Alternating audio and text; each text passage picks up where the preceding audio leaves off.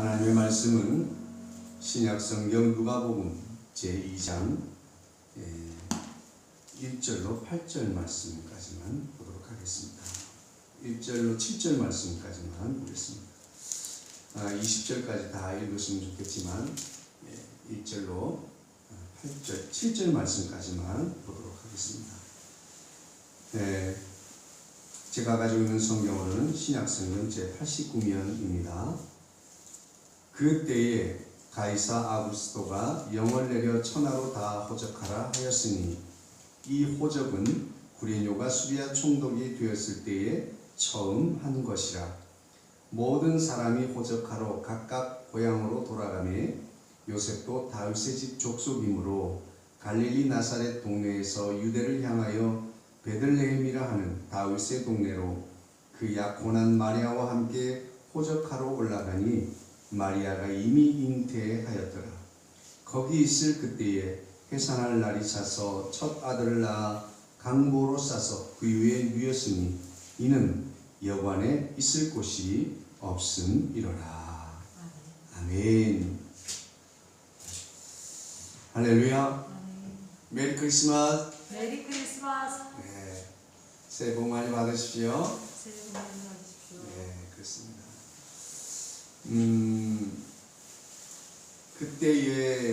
그때가 어디일까, 언제일까요? 엘리사벳이 이제 아이를 출산하고 할 때 그때겠죠.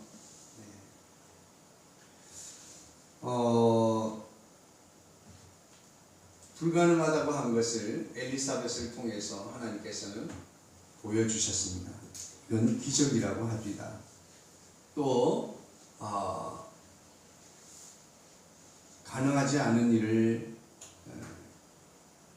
말씀하실 때 마리아는 그것을 받아들일 수 없다라고 거부했었죠. 하지만 하나님의 말씀의 능력이 임하면 무엇이든지 못할 것이 없는 하나님이다. 하나님의 말씀은 모든 것을 이루고도 남는다라고 하는 하나님의 말씀의 선포를 듣고 순종하기로 합니다. 우리 또 방송으로는 우리 최순애 집사님, 이장선 집사님 들어오셨습니다. 그 외에도 지금 6분이 참여해 계신데 이렇게 창에 댓글을 남겨주시면 또 함께 오셨다고 인사도 하실 수 있을 텐데요. 박숙기 원사님. 박숙기 원사님. 네. 거기는 보여요. 그렇군요. 네. 우리가 예수님을 믿고 신앙생활을 하면서 참 많은 부딪히는 어려움 중에 하나가 세상에서 가르치는 가르침은 무엇이든지 무조건 이기고 봐야 된다 라고 그렇게 가르칩니다. 그런데 성경에서는 우리가 무조건 이기는 것이 잘하는 것이 아니다. 오직 이기라고 한 것에 뭐가 있어요? 죄에 대하여, 마귀 사단에 대하여 이긴 자가 되라고 말씀합니다. 우리가 이 신앙의 경주에 있어서, 믿음 생활의 경주에 있어서 이긴 자가 되라고 하십니다. 그런데 세상에서 무엇이든지 이긴다고 해서 신앙적 관점에서 말씀의 기준으로 다 이긴 자가 되는 것은 아니라고 하는 사실이죠.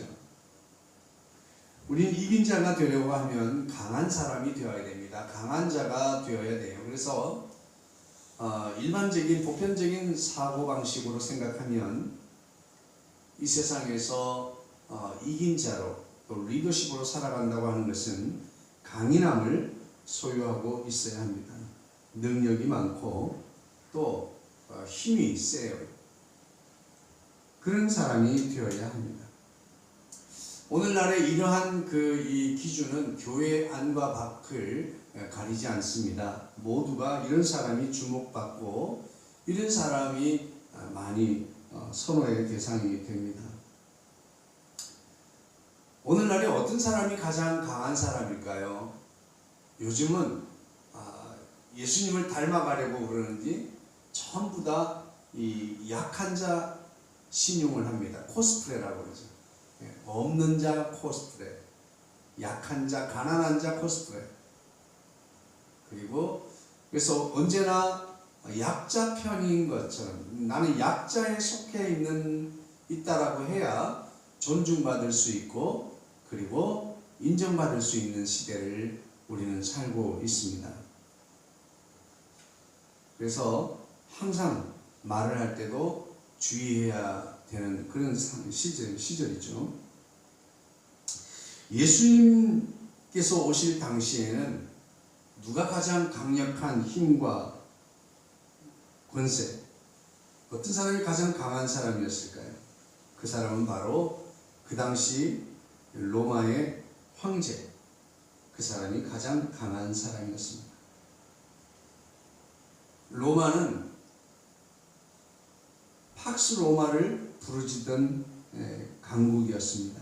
자신들의 강력한 힘으로 온 세계에 평화를 가져다 줄 것이다. 로마의 황제는 세상을 구원할 사람이라고 그렇게 생각을 했습니다. 그리고 스스로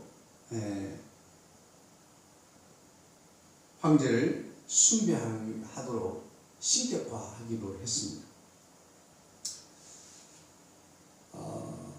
오늘날에 그래서 왜 사람들은 현대 사회에서 보면 스스로를 약한 자 속에 자기가 속겠다라고 하려고 합니까? 요즘은 그것 자체가 또 다른 이 권력이 됐습니다. 또 다른 힘이 되었어요. 그래서 무엇인가 어떤 이 강한 힘을 가지려고 하면 그 그룹에 속해야 하는 거예요. 나는 연약한 여성의 그룹, 또 나는 불편한 몸을 가진 사람들의 그룹, 또 가난한 사람들의 그룹, 나는 연약한 노동자의 그룹.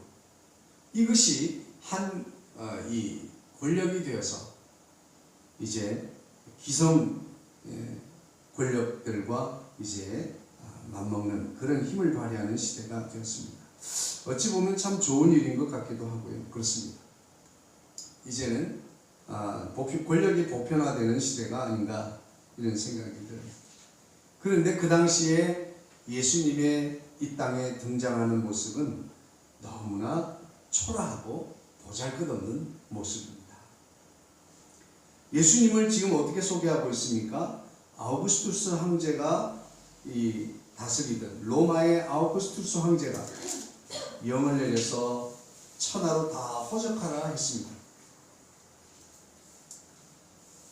로마의 실권을 장악한 후에 로마의 통치 기반을 든든히 하기 위해서 항상 두 가지가 필요합니다. 권력을 가지고 통치를 하는 데 있어서 제일 중요한 것은 힘이죠. 힘. 이 힘의 두 가지가 있는데 첫 번째는 물적 자원이에요. 물적 자원을 내가 얼마나 모을 수 있는가, 나에게 1년에 얼마 정도의 물적 자원이 수입이 될 것인가, 그것이 궁금해서 이 세금 국세 조사를 하도록 명령을 내립니다. 국세 조사와 인구 조사를 실시하게 됐어요. 그래서 이 물적 자원에 대해서는 이 국세 조사를 통해서 얼마만큼의 세금이 걷어질지, 그리고 인적 자원을 위해서는 이제 인구 조사를 통해서 얼마만큼의 사람들이 유사시에 군대로 징집을 할 수 있을까 라고 하는 물적 자원, 인적 자원에 대한 것을 조사하도록 한 것입니다. 오늘날에도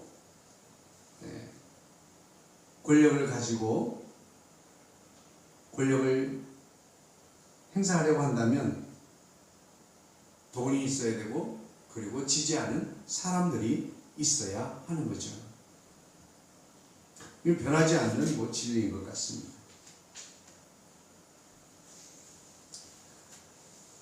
하지만 이토록 강력한 힘을 가진 로마 황제는 세상에 평화를 가져다 주지 못했습니다.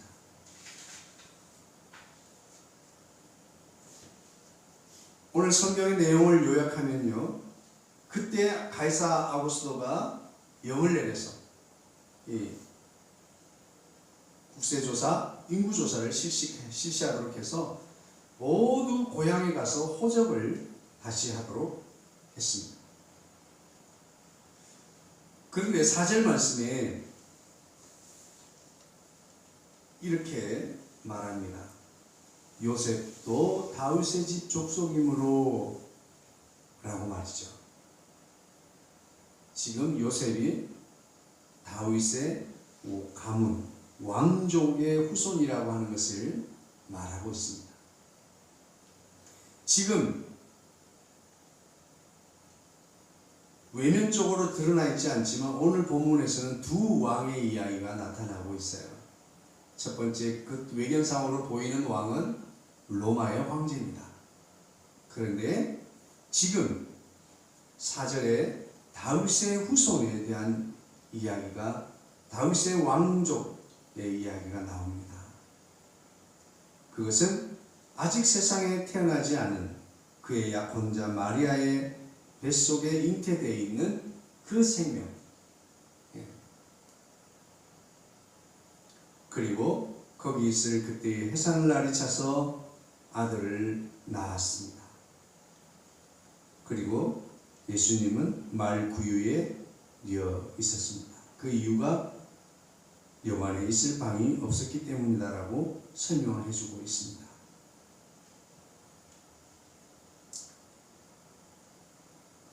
그런데 이 구원의 기쁜 소식은 그 지역에 있는 목자들에게 먼저 임하였습니다. 목자들이 양떼를 치고 있을 그때에 호련히 주의 사자가 곁에 와서 섰습니다. 그 모습이 얼마나 경이로웠는지 이렇게 표현하고 있습니다. 주의 영광이 그들을 두루 비추매라고 말하고 있습니다. 아마 그 후광이 어마어마했던 것 같아요. 그래서 크게 무서워하는지라, 공경과 존경의 상태를 말합니다.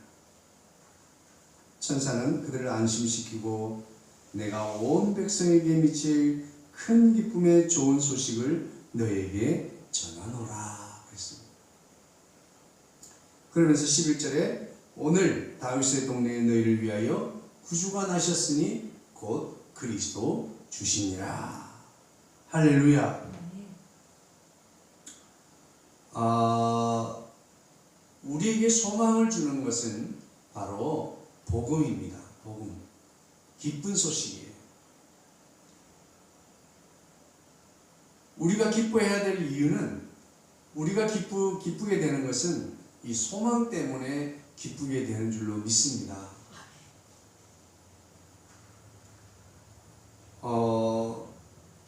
이 예수 그리스도의 탄생 소식을 목자들에게 전해준 천사들, 그때 호련히 수많은 천군 천사들이 하늘에 나타나서 하나님을 찬송합니다. 우리가 새벽송 돌 때마다 문을 두드리고 외치는 구절이 있죠. 시작. 지극히 높은 곳에서는 하나님께 영광이요, 땅에서는 하나님이 기뻐하신 사람들 중에 평화로다. 할렐루야.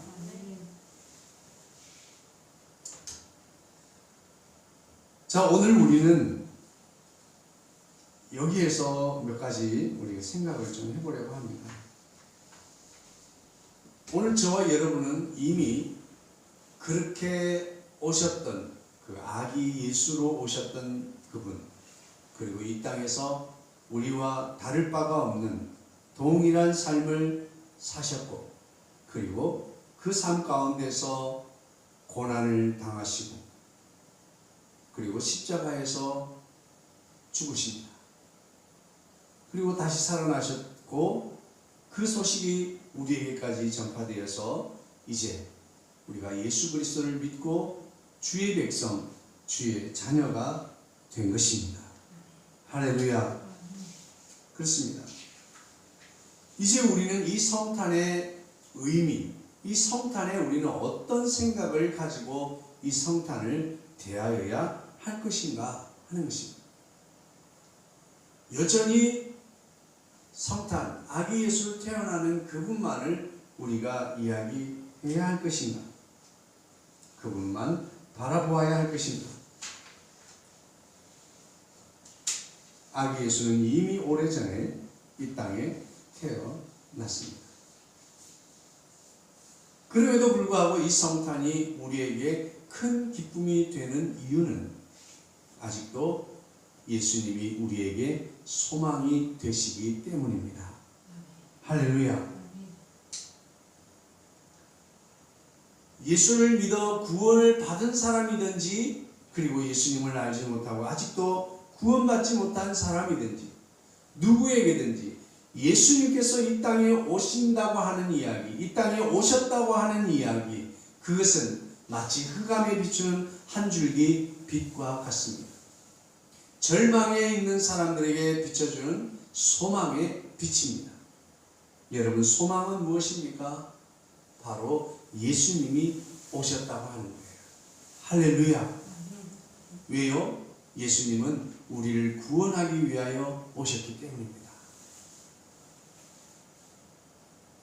오늘 우리가 기뻐할 이유는 지금 실제적으로 내게 무엇인가 현실적인 뭔가 변화가 일어났기 때문에 기뻐하는 것이 아닙니다. 오늘 우리가 기뻐해야 될 이유는 바로 이 기쁜 소식 때문입니다. 오늘 이 땅은 매년 성탄을 통해서 우리 그 기쁨을 서로에게 나누고 있습니다. 누가 묻더라고요. 이걸 왜 줘요? 막 그러면서 너무 비교가 되잖아요. 막 그러더라고요. 그래서 내가 목사잖아. 너 뭐 했냐? 그러면 선물이라도 주고 왔다고 해야 될 거 아니냐? 그렇게 이야기를 우스갯소리를 했습니다. 오늘 우리가 성도가 아닙니까? 하나님의 자녀가 아닙니까? 하나님의 백성이 아닙니까?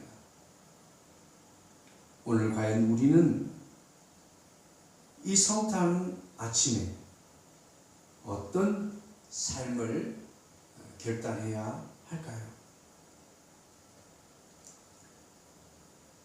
자신의 일에 열심히 어떤 그에게 지금 주의 천사가 찾아왔습니다. 여러분, 우리가 어떤 일을 하든지 내게 주어진 일에 최선을 다하고 열심을 다할 수 있게 되기를 주의 축복합니다. 우리가 주를 의지한다고 하는 것은 우리가 할 수 없는 일을 주님이 도와주시기를 원하는 겁니다. 아무것도 하지 않으면서 주님이 도우시기를 원하는 것도 참 좋은 신앙의 한 모습이기도 하지만 우리는 계속 길을 걷는 가운데서 길을 알려주기를 우리는 구해야 될 줄로 믿습니다. 그럴 때마다 우리가 철로역정에 나타나는 이 안내자와 같이 꼭 필요할 때마다 우리를 바른 길로 인도해 주실 줄로 믿습니다. 뿐만 아니라 우리는 예수 그리스도의 구원의 소식, 예수님이 이 땅에 오셨다고 하는 소식, 우리가 그 기쁨의 소식을 전할 수 있게 되기를 주의 이름으로 축복합니다. 소망은 내게 지금 무엇인가 이루어지기 때문에 소망을 가지는 것이 아닙니다. 내게 큰 기쁨의 소식이 전해졌기 때문에 기뻐하는 것이에요. 잘 될 거야. 할렐루야. 예수님이 도와주실 거야. 할렐루야. 예수님이 우리를 구원하러 오셔서 할렐루야. 우리에게 소망이 되는 것은 바로 기쁜 소식입니다. 다른 말로 하면 굿뉴스, 복음이에요. 복음. 오늘 저와 여러분들이 우리 삶의 현장에서 굿뉴스가 되면 좋겠습니다. 야, 쟤 온다. 굿뉴스가 아니라 배드뉴스가 되면 안 됩니다. 오늘 우리는 우리가 있는 삶의 현장에서 기쁨의 소식이 되어지면 좋겠습니다. 그리고 우리가 고백하는 그 은혜들, 나누는 예수 그리스도, 우리가 전파하는 예수 그리스도가 큰 기쁨의 소식이 되면 좋겠습니다. 오늘날은 복음이 아니에요. 기쁨의 소식이 아니라 피곤한 소식이라고 사람들은 그렇게 말합니다.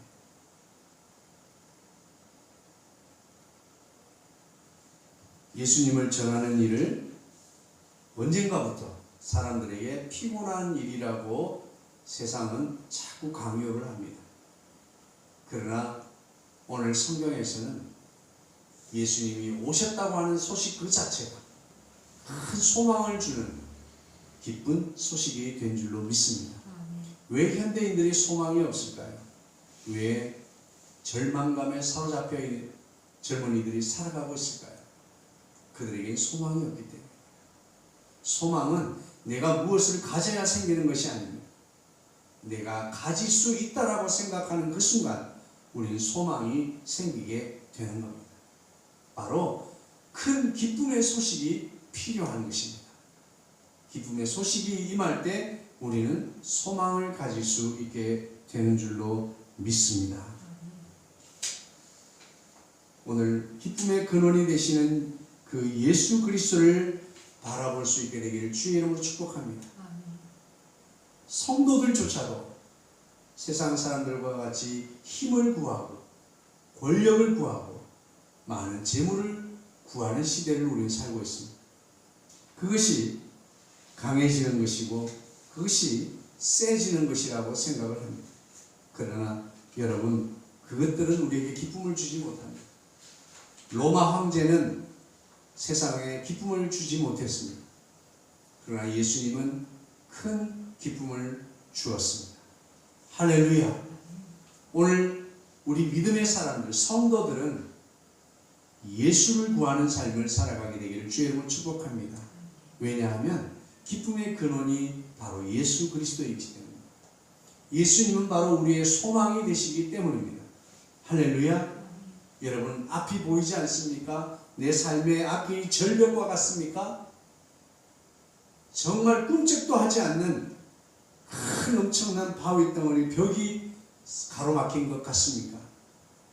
그럴 때 우리는 예수님을 붙들어야 합니다. 할렐루야.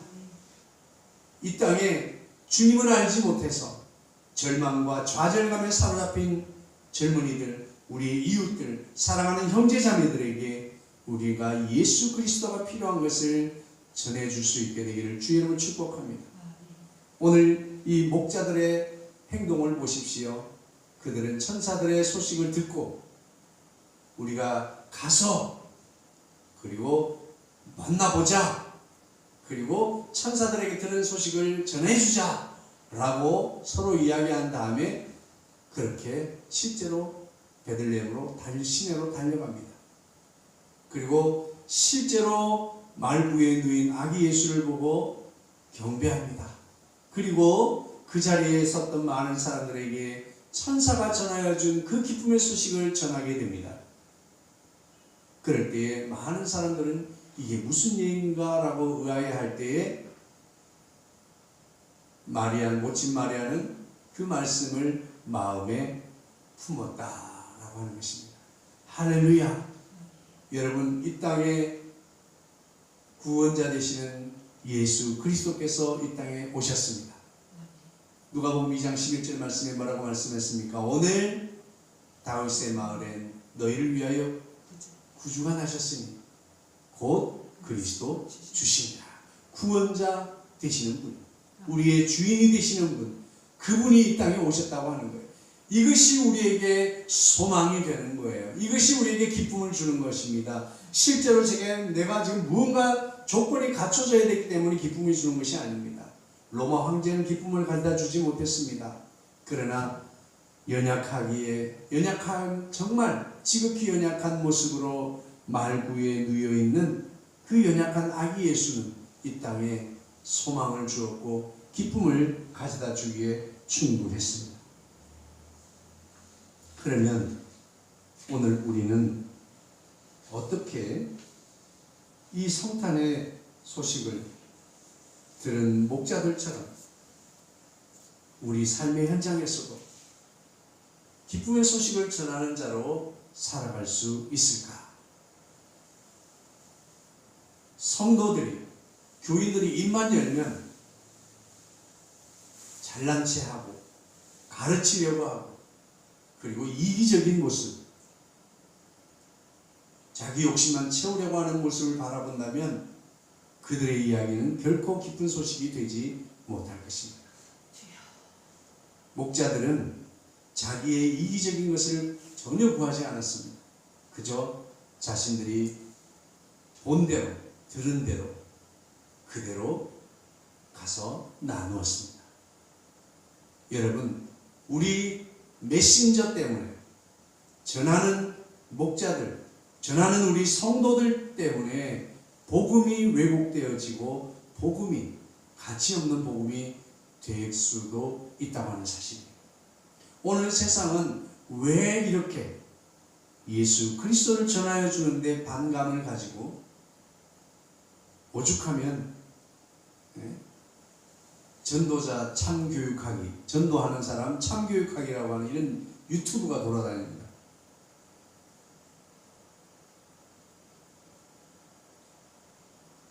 그것이 이기적인 욕심으로 보일 수 있고 그리고 그것이 자신들의 만족을 위한 것이라고 볼 수 있기 때문에 그렇습니다. 오늘 우리는 이 목자들처럼 이 성탄의 기쁜 소식을 가감없이 이기적인 욕심 없이 본 대로 들은 대로 내가 아는 대로 전해줄 수 있는 메신저로서의 목자, 메신저로서의 성도 되어지기를 주의 이름으로 축복합니다. 그렇다면 우리 삶의 현장에서 이제 오늘 우리가 이 예배를 마친 후에 내 삶의 현장에서 과연 나는 어떻게 해야, 어떻게 하는 것이 그런 기쁜 소식을 전하는 자로 살아갈 수 있을까? 이 구원의 소식이, 이 소식이 닿는 곳마다 생명을 살리고 흑암에서 빛으로 나오게 되고 절망 중에 있던 사람이 소망을 가지게 되고 슬픔 속에 있던 사람이 기쁨을 누리는 삶을 살 수 있게 될까요? 이 큰 구원은 기쁜 소식의 전파로부터 이루어지는 것입니다. 여러분, 우리가 구원을 어떻게 받았습니까? 저절로 된 것이 아닙니다. 오늘도 이 들에서 양을 치는 목자들처럼 그들에게 선포된 복음을 들어서 알게 되고 믿게 된 것을 또 다른 누군가에게 전파해 주었기 때문입니다. 생명은, 구원은 기쁜 소식의 전파로 말미암아 이루어지게 되는 것입니다. 이 땅의 성탄을 통해서 우리는 선물만 줄 것이 아니라 이 땅에 큰 선물로 오신 예수 그리스도를, 하나님의 선물을 잘 전달해 줄 수 있는 저와 여러분이 되기를 주의 이름으로 축복합니다. 그러기 위해서 우리는 몇 가지를 알아야 합니다. 첫 번째는 감사하는 자가 되십시오라고 하는 것입니다. 어떤 사람이 되라고요? 감사하는 자가 되십시오. 갈릴리 나사렛 동네라는 동네는 유대 베들레헴이라고 하는 동네에 비해서 유명한 장소가 아닙니다. 예수님이 탄생한 장소는 유명한 장소가 아닙니다. 모든 사람들이 당연히 여길 만한 그런 중요한 장소가 아니었습니다. 사람들이 생각할 때 문화적으로, 경제적으로 중심지가 아니란 얘기죠.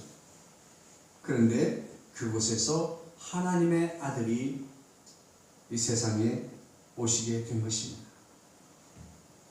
바로 세상의 왕이 아닌 다윗의 동네로 보내셔서 하나님이 세운 왕으로 하나님의 구원 계획을 이루신 줄로 믿습니다.